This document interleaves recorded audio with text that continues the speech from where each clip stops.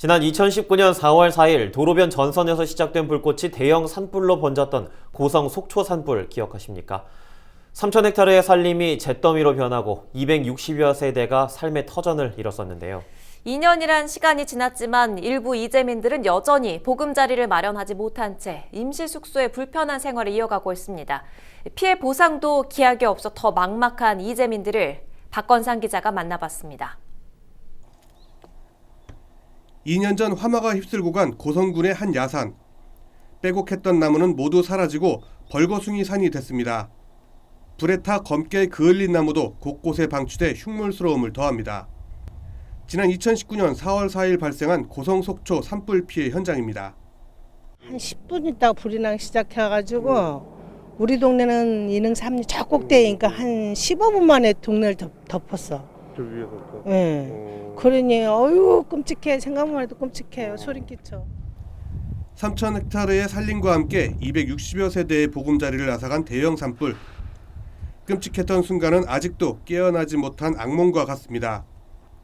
2년이 지났지만 경제적 부담 등으로 일부 이재민들은 여전히 임시주택에서 추위와 더위 등을 견디며 생활합니다. 2019년 산불 당시 이곳 고성 지역에서만 240여 가구의 이재민들이 임시주택 생활을 시작했습니다. 하지만 2년이 지난 지금까지도 집을 짓지 못한 54가구는 불편한 생활을 이어가고 있습니다.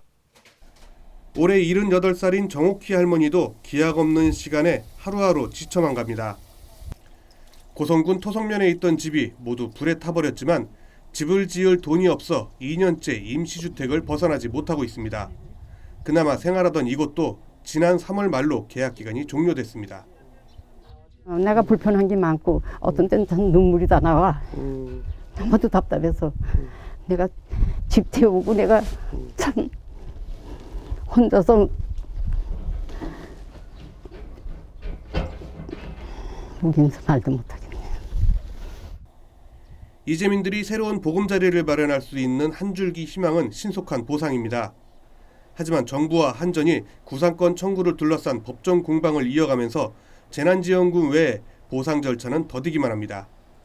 정부하고 한전이 해결해야 될 문제를 이재민들한테 전가가 돼서 피해 보상이 늦어진다라는 것은 이건 있을 수 없는 일이거든요.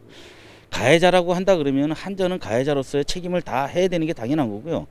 국가는 그 가해자를 대상으로 해서 구상권 청구는 추후에 모든 법예상이 끝나고 난 이후에 시행돼야 돼요. 끔찍했던 대형 산불이 발생한 지 2년이 흘렀지만 이재민들의 고통은 아직도 계속되고 있습니다. 헬로티비 뉴스 박건상입니다.